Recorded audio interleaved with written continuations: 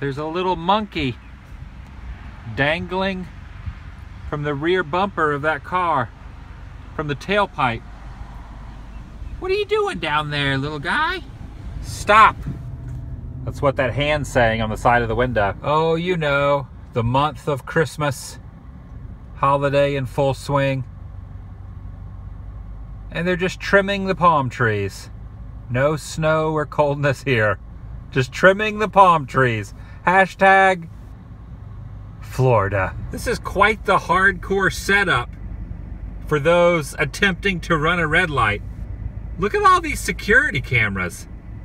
This is the corner of Old Vineland and Babb Road in Kissimmee, Florida.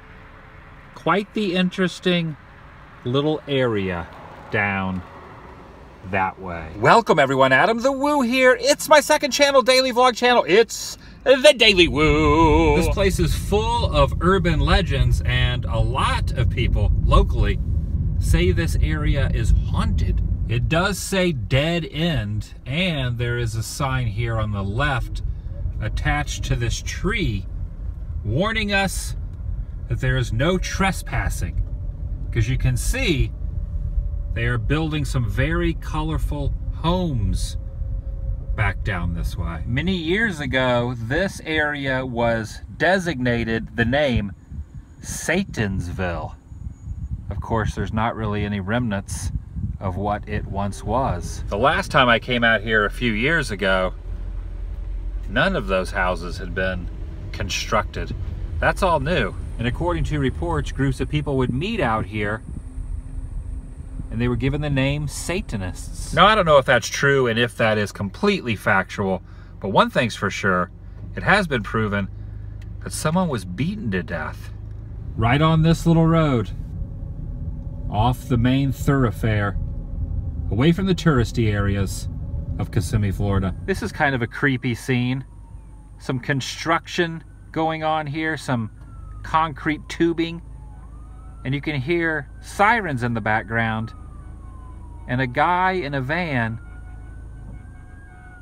staring at me like a scene from Texas Chainsaw Massacre, just out in the middle of that field, probably wondering why I'm filming him. Yeah, for real, that's it's a little bit spooky. This is the Whispering Oaks subdivision right here off Babb Road. The sign is very old and dilapidated, and there are rumors of some weird stories inside some of these homes way back in the day as well. Looking at it a little closer, it appears that maybe there could have been some sort of statue on top of that corner piece. You can see the platform. Whatever statue was there has been removed, and a random chunk of barbed wire fencing. Not really serving a purpose now, though. I'm always fascinated how stories escalate and grow. Things that are based in a little bit of fact. They might be true, they might not be true, and they just become legendary. You just never really know what happened in these woods. We'll never know. And just down the street is this church building, and behind it is an old cemetery. And check it out. The name on this headstone is the last name Babb, which is the road that runs parallel to this.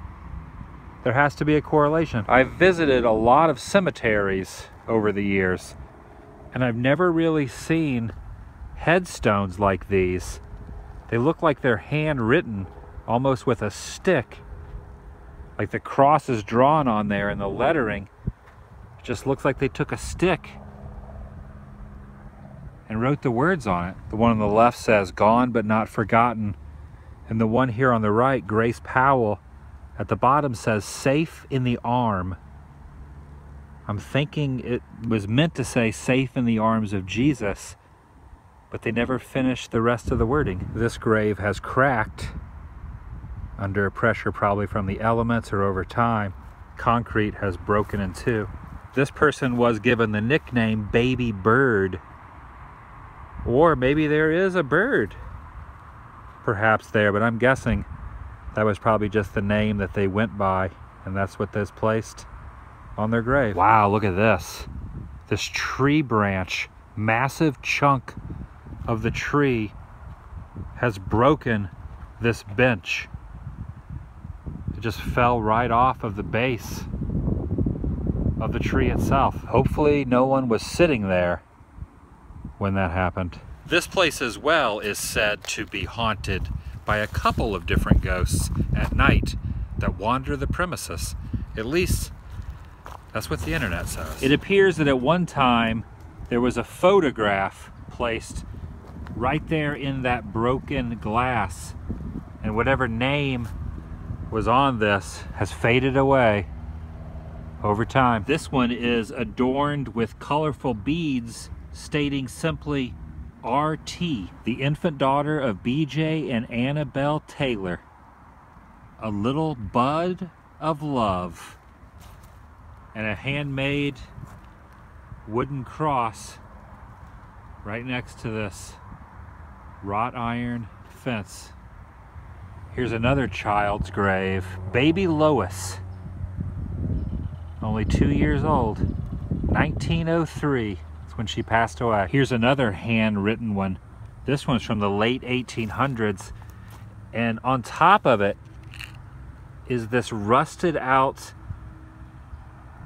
tag that has another person's name and when they died, 1941, and it's on top of a totally different headstone.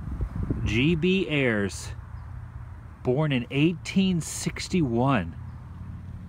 Gone, but not forgotten. The roots of this tree have started to push the headstone up off its foundation.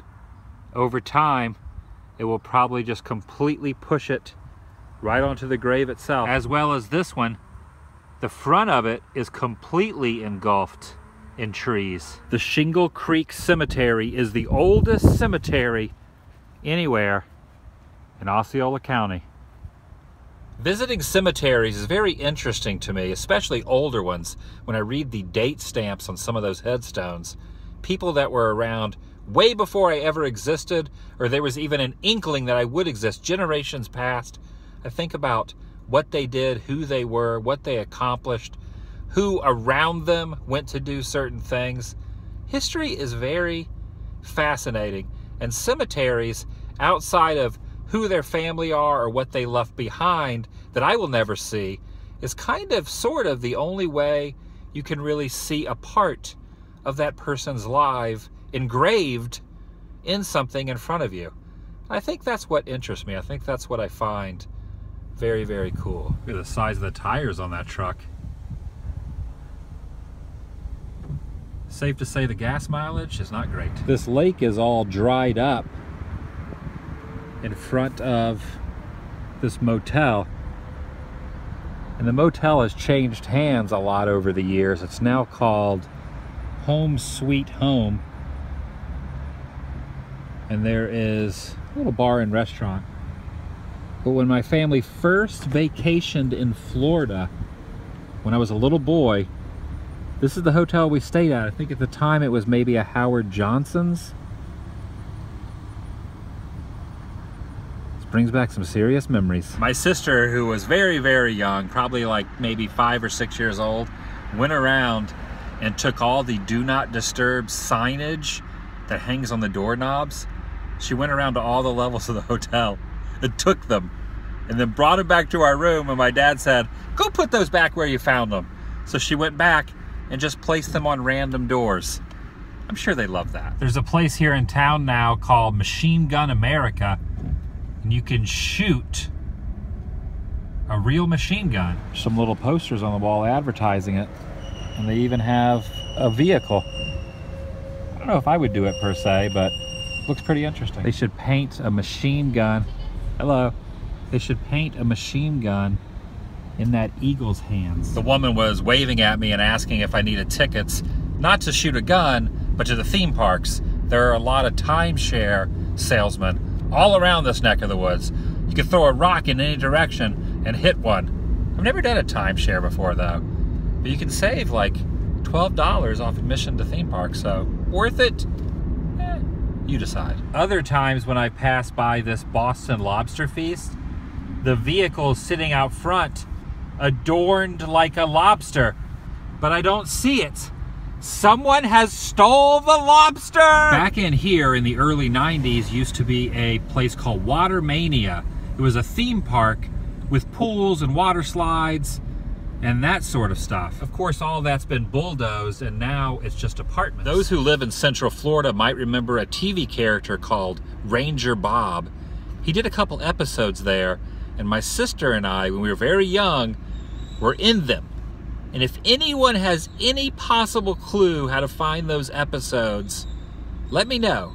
In some facet, find a link, leave a comment. If you have any idea if those episodes are available in any fashion, because I would love to hunt those down. And if you go back and listen to what I just said, it sounded like someone was torturing a chicken in the background. Wow, there is a South Dakota license plate. You don't see many of them down in Florida. Their slogan is, "America runs on Dunkin'." But what happens when they branch out internationally? There goes the DirecTV blimp. It's not the Goodyear blimp, but it will do. I think it'd be a lot of fun to go up inside a blimp, get a tour of one, and maybe even fly through the heavens. Very long time ago, I applied for a job at that 7-Eleven. I even had an interview. I never got hired. I had totally forgotten about that till just now when I saw it. This hotel has been abandoned for, gosh, probably over a decade, I'd say. You can see the walls on the rooms, the front walls aren't even there. It even had a basketball court back in the heyday. Oh no, the lights are on Space Mountain. We're about to see Space Mountain with the lights on. This is a first for me. You've seen it twice before.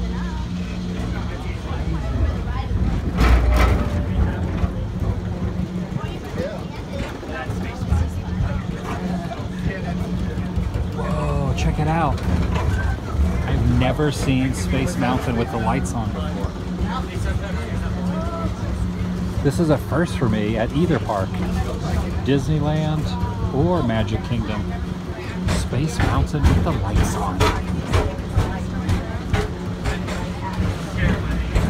I knew stopping off and riding the People Mover would be a good thing. I think it's because you were with me. Yes. You're like a good luck charm. Very small charm. You got on your internal radio and you said, turn the lights on in Space Mountain. And they did. I was talking about it. You were. Prior.